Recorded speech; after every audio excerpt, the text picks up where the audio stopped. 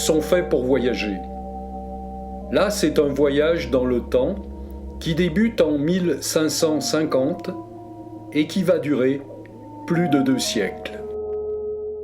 Durant cette période, l'Europe va recevoir 35 000 tonnes de minerais d'argent. Rapidement, le stock mondial des métaux précieux sera multiplié par 8.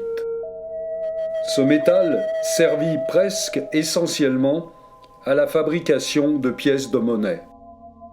Cet apport sans précédent de monnaie permit le développement des transactions commerciales, créant là le début d'une mondialisation de l'économie. Ce minerai provenait du continent américain et pour la quasi-totalité d'une colline située en Bolivie, à côté de la ville de Potosí, le Cerro Rico. La ville s'enrichit rapidement, mais après 1800, l'argent se fait rare. La mine est moins rentable. La ville entame un lent déclin économique. À l'époque, le minerai était extrait par le travail forcé des populations andines. Ce travail était si rude que les 4/5 des mineurs mouraient au cours de la première année. Durant 3 siècles, c'est 8 millions d'individus qui y laisseront leur vie. Aujourd'hui, si le filon est largement épuisé, il est toujours exploité dans des conditions moins dures, mais qui restent périlleuses. Les galeries, encore hantées par plusieurs siècles de malheur, reçoivent aussi la visite de quelques touristes, sans doute hantés par d'improbables rêves, et qui paient pour jouer l'ombre d'un instant, à s'y faire peur.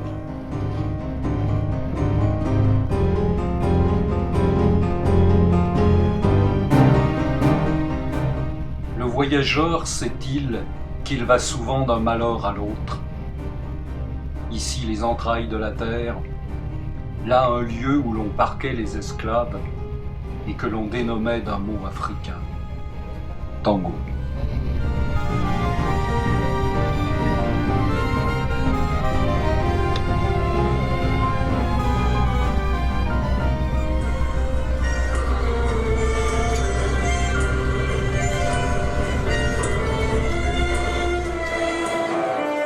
Rencontre de rythmes africains, de danse et de musique apportées par les immigrants européens, le tango se développe dans des lieux marginaux à la périphérie de la ville.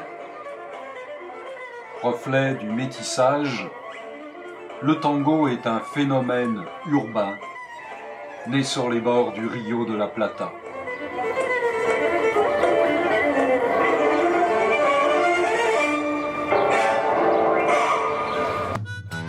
Vers les années 1870, il quitte les bastringues et les bordels pour partir à la conquête de Buenos Aires. A la cruz de tus ojos en madrugada se pierde el mal. Un nuevo día es tanto que hace bien y que salva.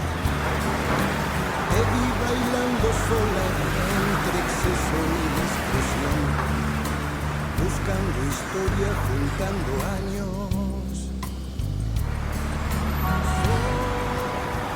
Fondée durant le XVIe siècle, la ville prend sa forme actuelle au XIXe. Construite sur la Pampa, elle est bordée par la rive ouest du Rio de la Plata, à l'embouchure de l'océan Atlantique. De 1860 à 1900, Buenos Aires va devenir une mégalopole multiculturelle avec l'arrivée de 2 millions d'individus. Après la Seconde Guerre mondiale, elle sera le point de chute préféré des Européens. Riches investisseurs venant réaliser des affaires, paysans ou ouvriers chassés par la misère et qui espèrent y trouver l'Eldorado qui n'a jamais existé que dans leur imagination.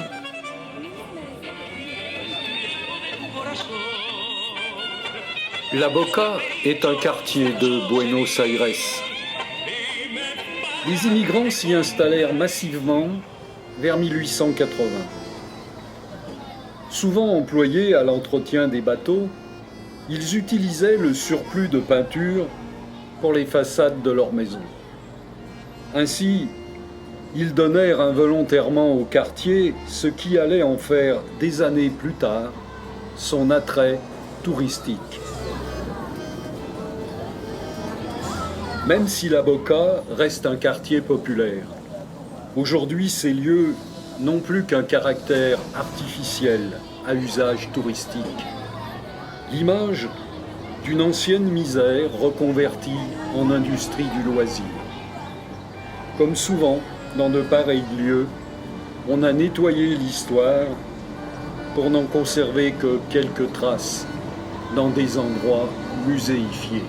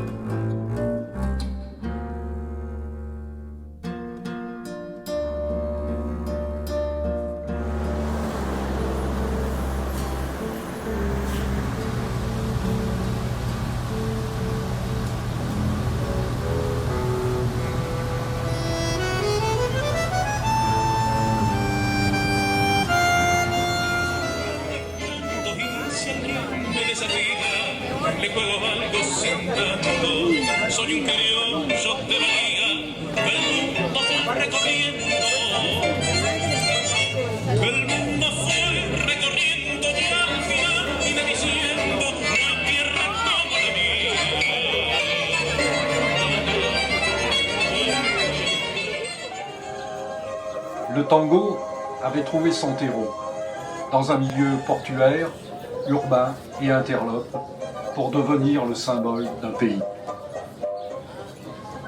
Buenos Aires, d'origine et de culture multiples, avait participé à sa naissance. Par la musique, bien sûr, mais aussi par la création d'un imaginaire collectif qui nous dit la nostalgie du pays perdu, la désillusion des rêves de réussite, la frustration sentimentale. Le tango s'est nourri du désespoir pour en faire, comme l'a écrit un compositeur, une pensée triste qui se danse.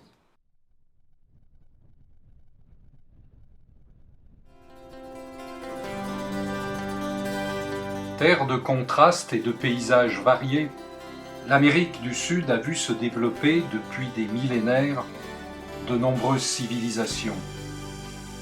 Certains lieux témoignent encore aujourd'hui de ce passé. C'est le cas du site de Toro Muerto au Pérou, où sont éparpillées au milieu du désert des centaines de figures d'art rupestre.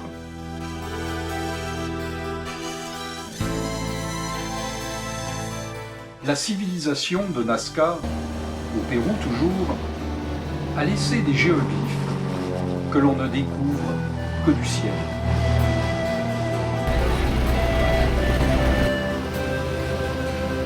Ces dessins tracés sur un sol aride, souvent figuratifs, sont parfois longs de plusieurs kilomètres.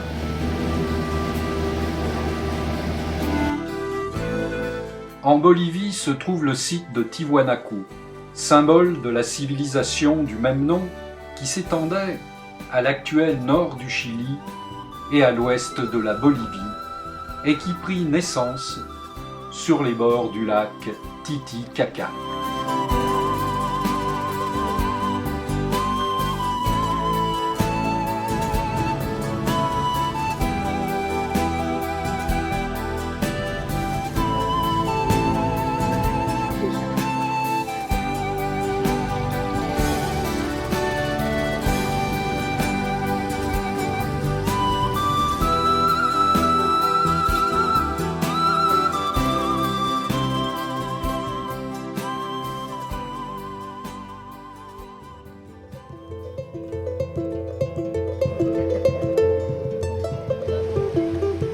C'est maintenant la ville de Cusco qui nous ramène à la civilisation inca, dont elle fut la capitale jusqu'en 1532.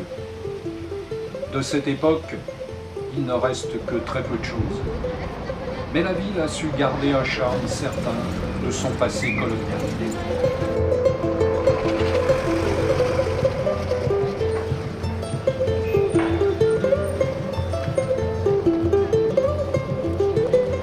Quelques vestiges subsistent encore par endroits, témoignages d'une ancienne splendeur.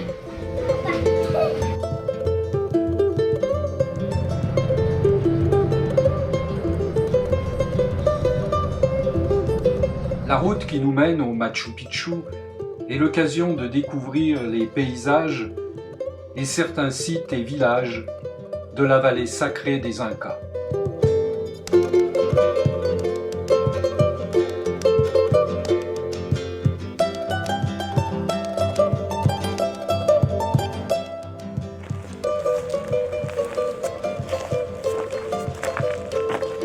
Symbole de la civilisation inca, le Machu Picchu est une ancienne cité perchée sur un promontoire rocheux et que l'on peut découvrir au petit matin après quelques jours de marche.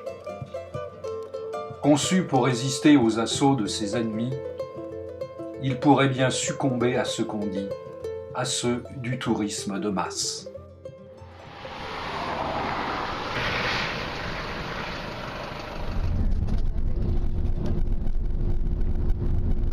Une des caractéristiques du continent sud-américain est la discontinuité du peuplement. À des zones immenses, quasiment désertiques, succèdent de grandes mégalopoles densément peuplées. Certaines grandes villes concentrent jusqu'à plus de 30% de la population du pays. C'est le cas de Santiago, capitale du Chili. Santiago, un dimanche matin.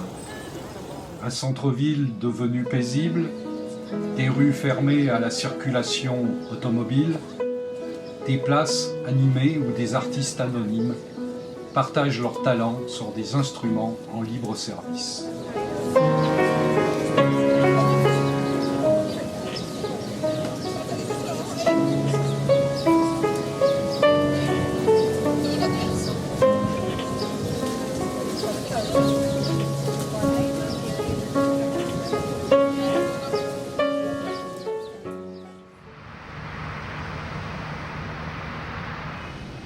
Le Pérou concentre plus de 30% de sa population dans deux grandes métropoles. Lima, la capitale, au bord de l'océan Pacifique,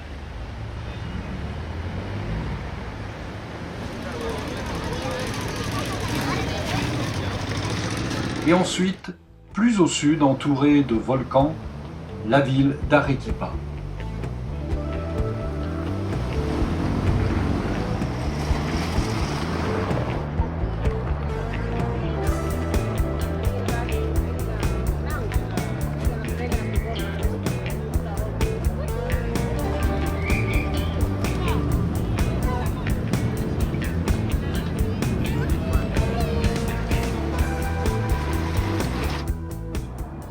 Bien plus au nord, se trouve la capitale de l'Équateur, Quito, peuplée aujourd'hui de 3 millions d'habitants. Dans un pays qui en compte 16 millions, le site de Quito était déjà habité bien avant l'arrivée des Espagnols, voire même des Incas. Situé au confluent de plusieurs routes naturelles, le lieu s'est toujours révélé un intense carrefour d'échanges commerciaux. 300 km plus au sud, nous découvrons la ville de Cuenca, qui fut en son temps la seconde capitale de l'Empire Inca.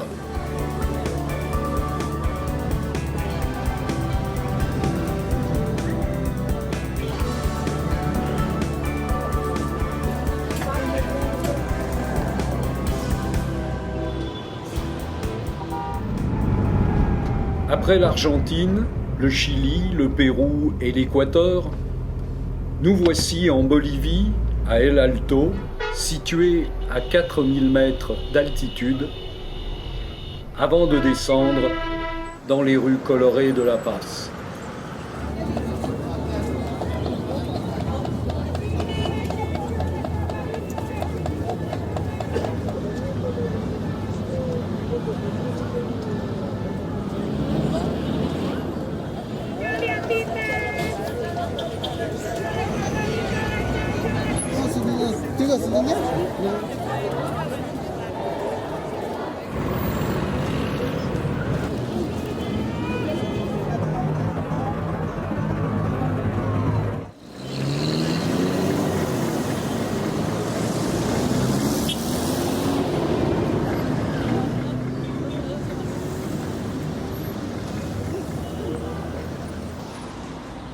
Cette discontinuité du peuplement, en laissant la place à des étendues immenses, nous invite tout naturellement au voyage.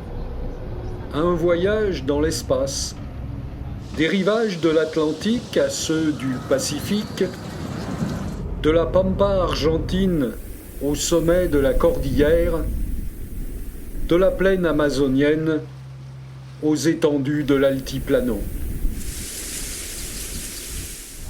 Mais la route nous entraîne vers des lieux où nous ne sommes venus qu'en imagination. C'est alors que la mémoire nous propose de revisiter le passé. C'est l'occasion de se souvenir que dans un temps encore proche, le continent vivait au rythme de mouvements de guérilla et de répression sanglante. Comme ici au Pérou, dans les années 1980-90, où un groupe révolutionnaire, le Sentier Lumineux, sème la terreur dans la région d'Ayacucho. À cette violence répond une répression aveugle des autorités.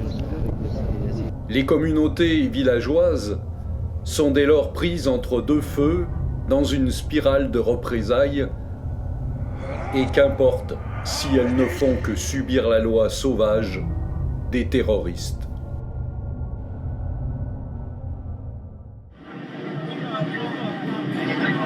Muchos años, en el año 1956, y bueno, hubo un golpe de Estado militar acá en la Argentina, desató una represión terriblemente sangrienta.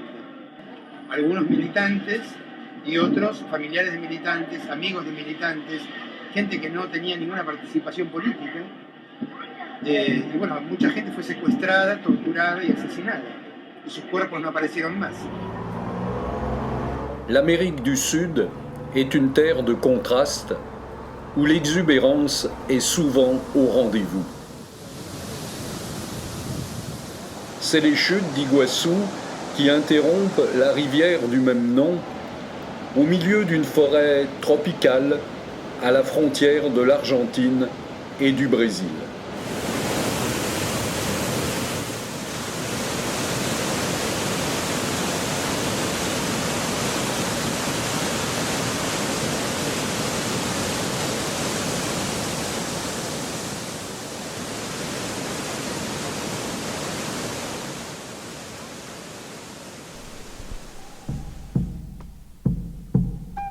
Et puis en contraste, avec leur aspect minéral et coloré, les canyons péruviens.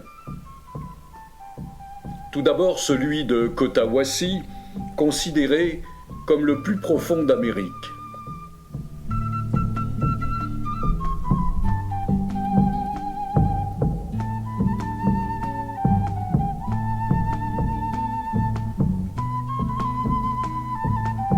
Ensuite, le canyon de Colca, avec ses cultures en terrasse et qui abrite quelques villages dispersés.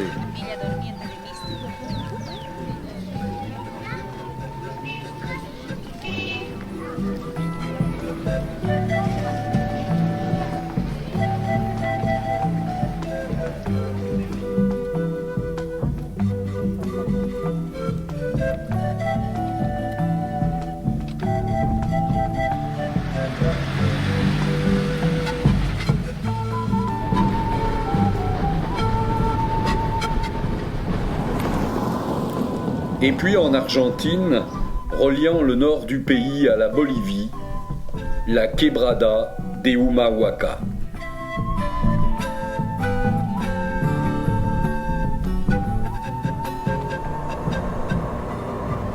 Sur la péninsule de Valdés, en Argentine, la végétation est rare et l'espace semble sans fin.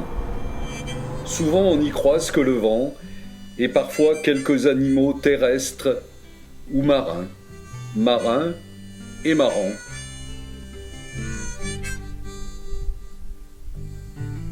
Búsquenme donde se esconde el sol, donde exista una canción. Búsquenme a orillas del mar,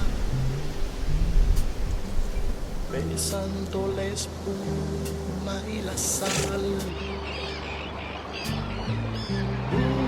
Búsquenme. Sans aucune continuité géographique, mais en suivant la route de l'imagination, ces animaux marins nous amènent presque naturellement sur les côtes de l'Équateur.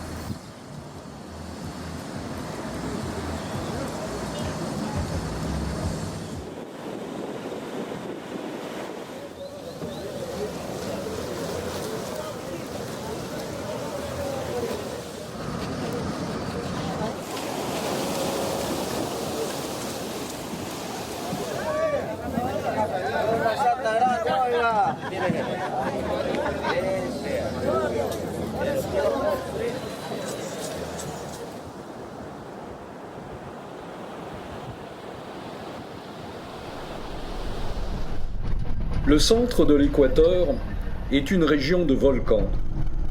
C'est vers l'un d'eux, toujours en activité, le Cotopaxi, que nous nous rendons maintenant.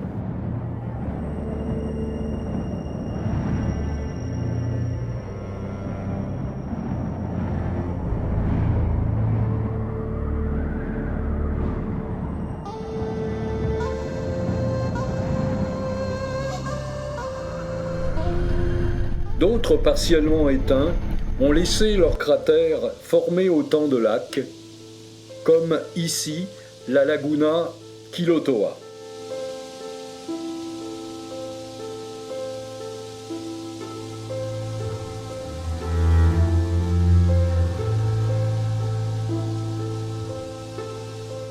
Ou au nord de Quito, la laguna Cuicocha.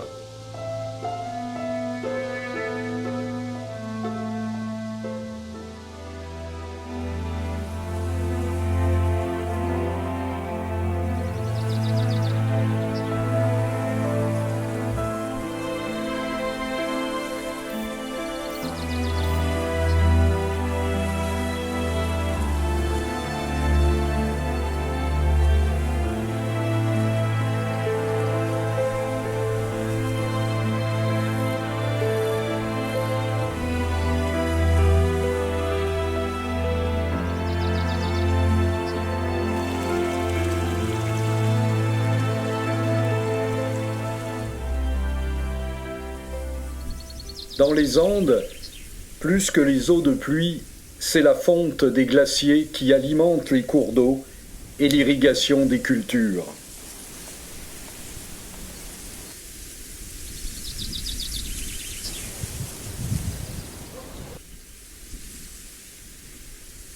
Suivre l'eau, c'est prendre des chemins qui nous conduisent tout naturellement au corps des villages.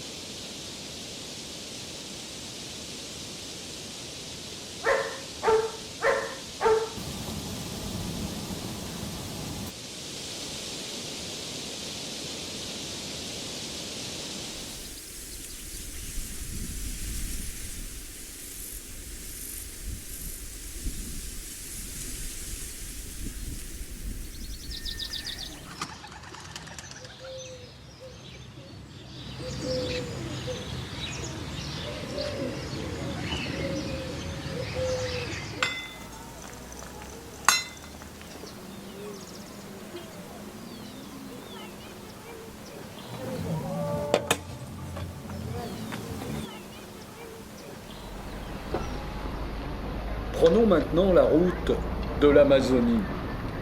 L'Amazonie est un vaste territoire qui s'étend sur plusieurs pays du continent.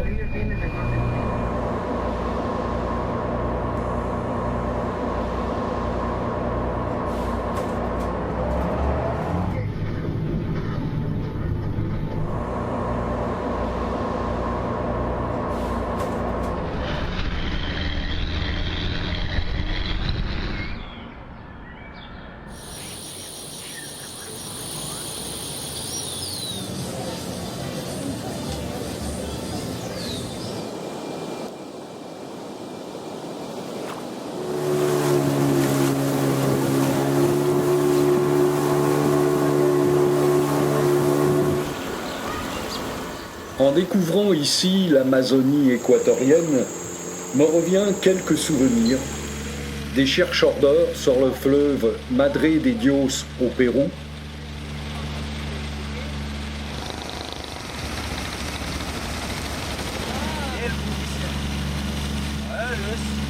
et des yungas boliviennes, transition entre les terres andines et la forêt, là où se cultive la coca.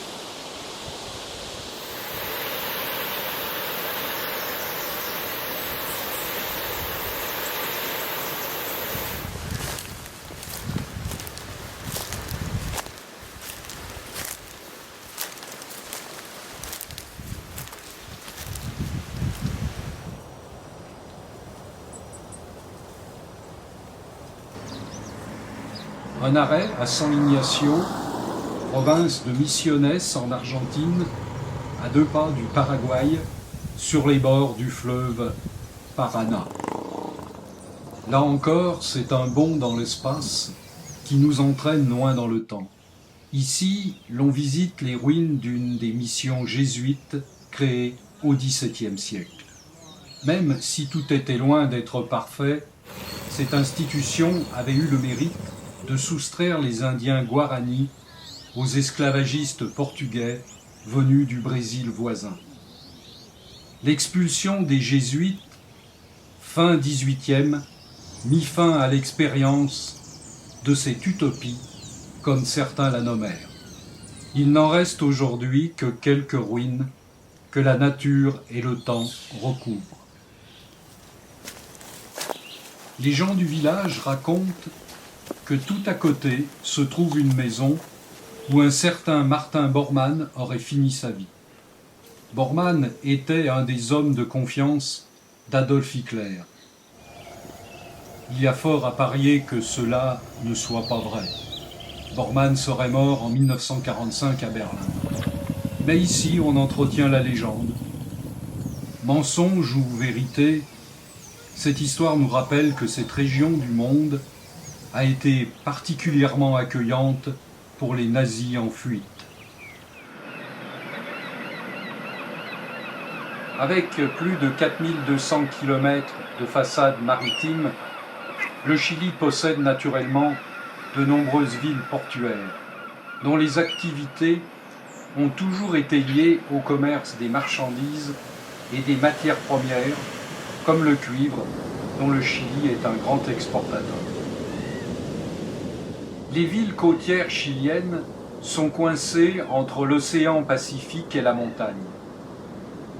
Jamais à l'abri d'un tsunami, elles en gardent malgré tout des aires de stations balnéaires.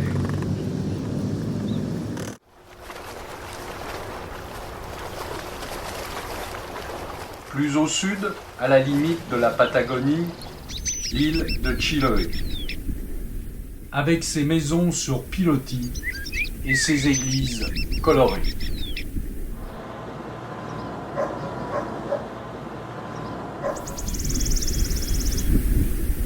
Champêtre d'un côté, avec ses prairies et ses criques encaissées. Sauvage, côté Pacifique, avec ses forêts et ses plages à perte de vue.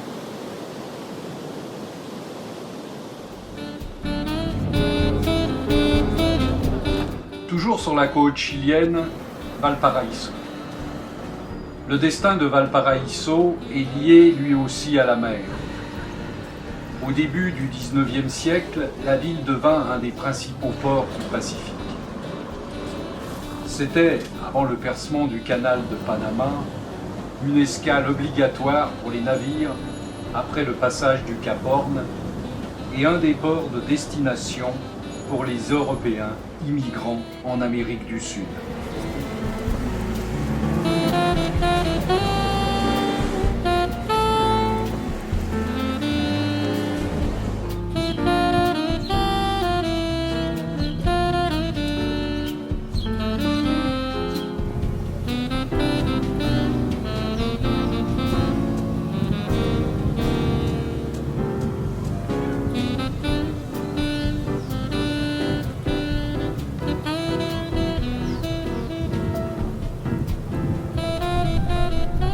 Venant du Nord Chili, on aborde la Bolivie en parcourant la cordillère occidentale. La cordillère occidentale est une chaîne de volcans dont le plus célèbre, le Sarama, dépasse 6500 mètres.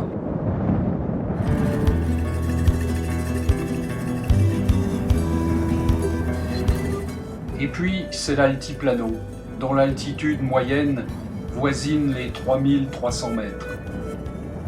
L'altiplano est une vaste étendue désolée, où seuls quelques villages viennent interrompre la solitude des paysages et où le silence n'est rompu que par le vent.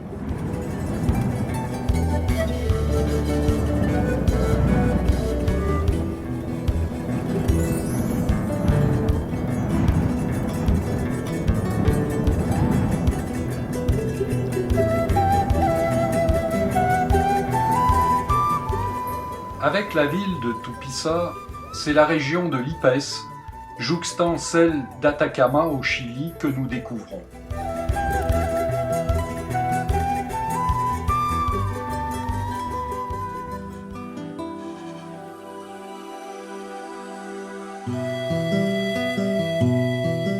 Voilà une contrée pratiquement vide de population, avec des paysages qui nous invitent au silence.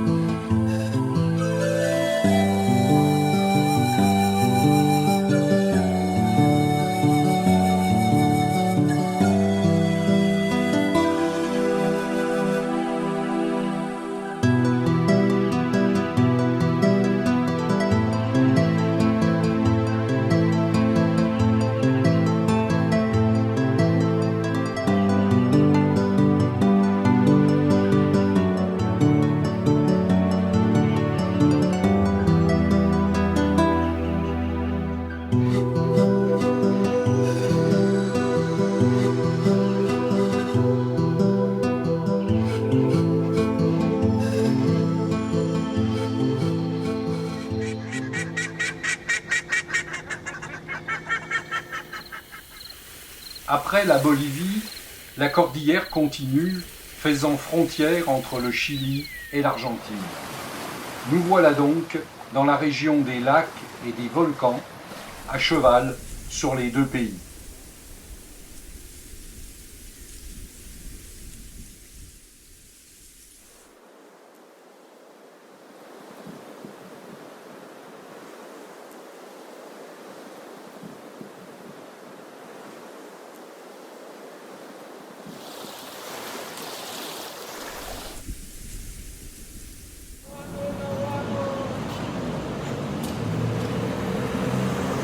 Et voilà à nouveau le départ. Une gare, un moment de pause, des attentes parfois ennuyeuses, mais qui rapprochent toujours de l'imprévu. L'imprévu, c'est quelquefois la rencontre d'images aperçues et d'une chanson que l'on entend par hasard et qui en disent plus qu'un long discours. Écoutez.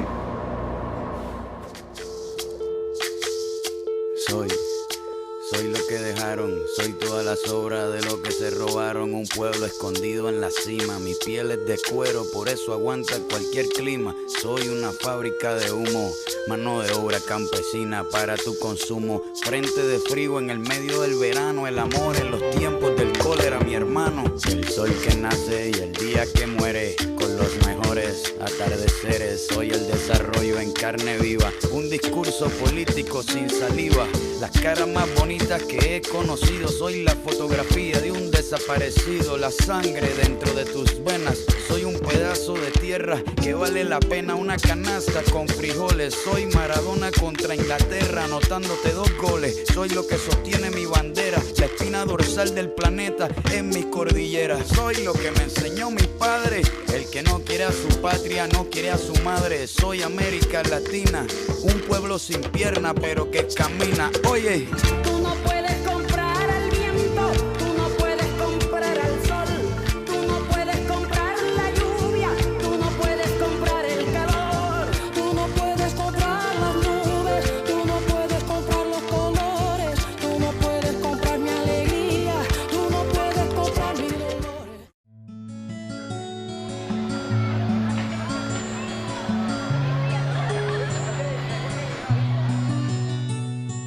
Au bout du compte, les lieux, les choses, les visages se bousculent et m'apparaissent de façon capricieuse, me rappelant que les souvenirs ne sont tout compte fait que le désordre de la mémoire.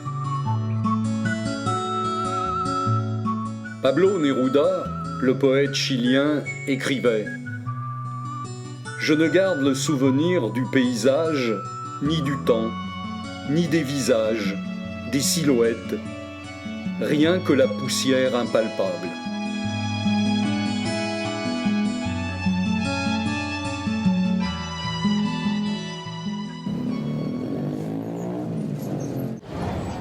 Les vendeurs ambulants me font penser à un décor de théâtre que l'on installerait tous les jours.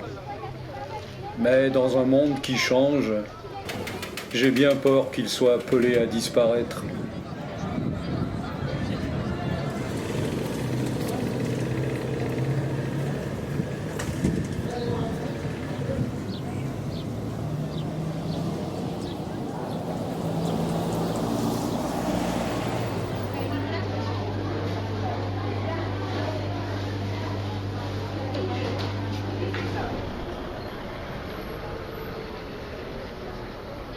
Beaucoup de marchés ont gardé un côté traditionnel. Mais pour combien de temps encore ? On s'y rend en prenant la route. Une route souvent jalonnée d'arrêts, comme autant d'occasions de desservir les villages environnants.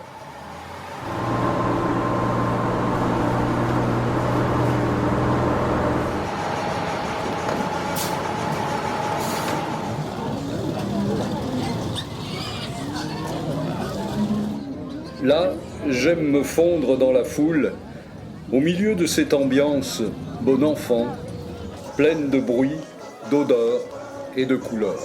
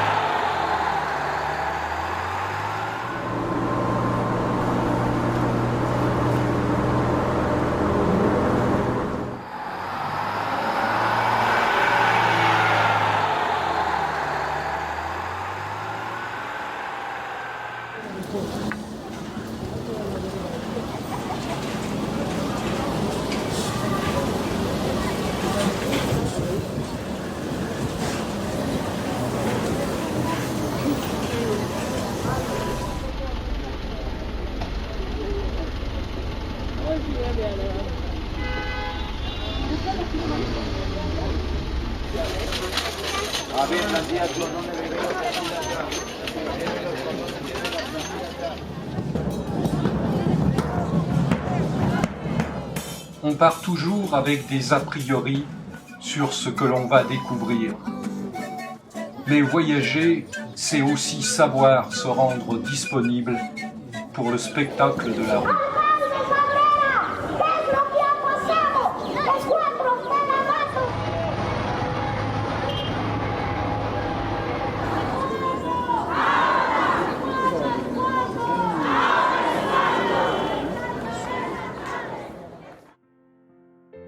On dit souvent que les murs ont des oreilles. Quelquefois, ils ont aussi la parole.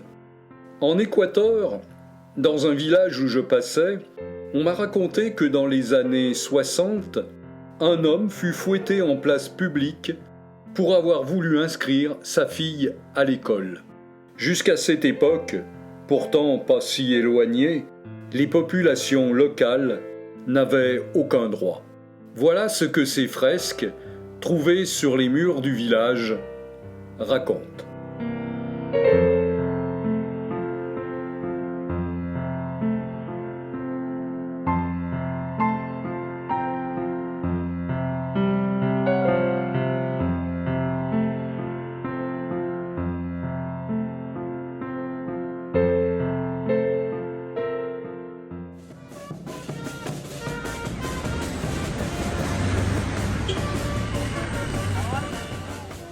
En feuilletant l'écrivain chilien Francisco Coloane, je trouve ce passage. Dans la journée, notre sensation d'être sur Terre est quelque peu sommaire.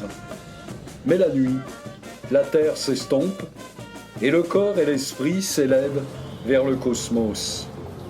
Alors je me dis que bizarrement, c'est la nuit qui nous éclaire et qu'ici ou là, nous propose son spectacle.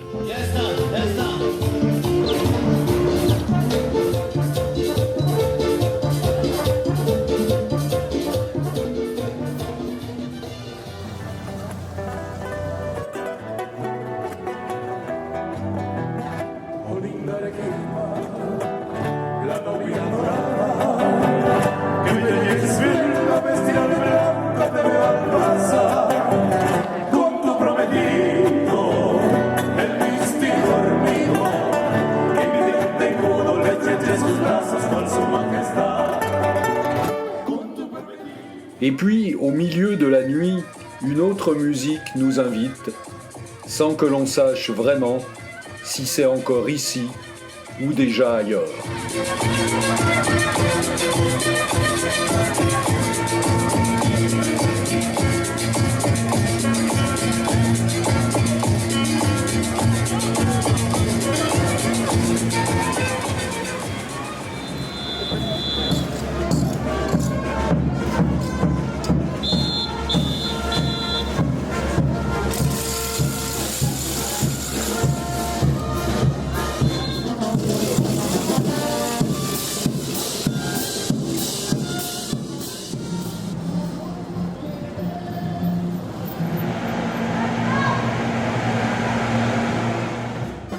Le jour nous offre un autre regard, peut-être plus cru, et qui nous ramène à plus de réalité.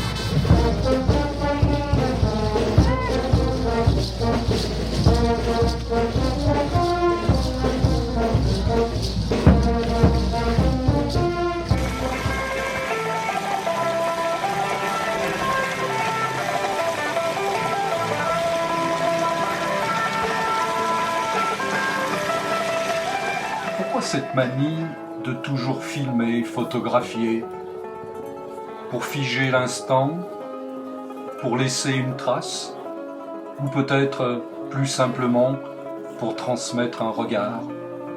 Quelle fragilité trahit ce besoin? Car de toute façon, qu'en restera-t-il? Des traces de pas sur le sable que la mer efface.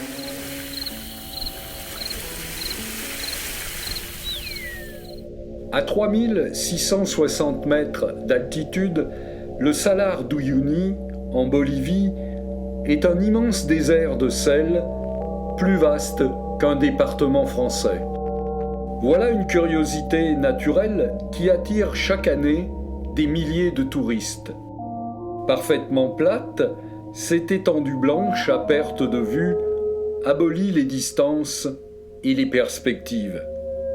On s'y repère grâce à des îles couvertes de cactus.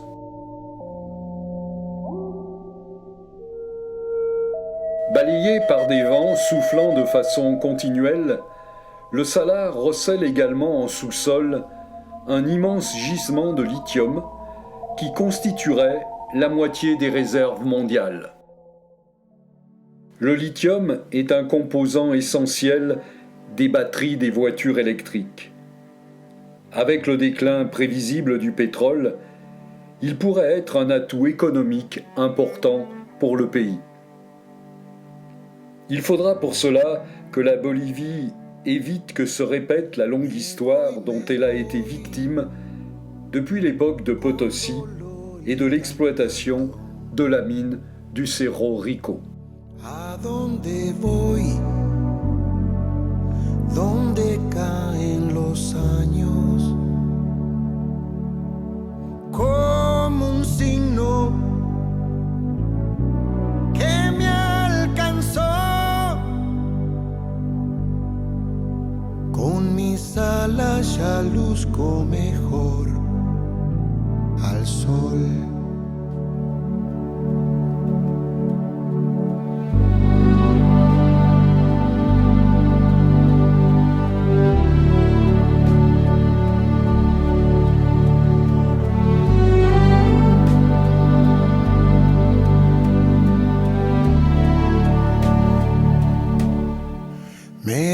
Me voy,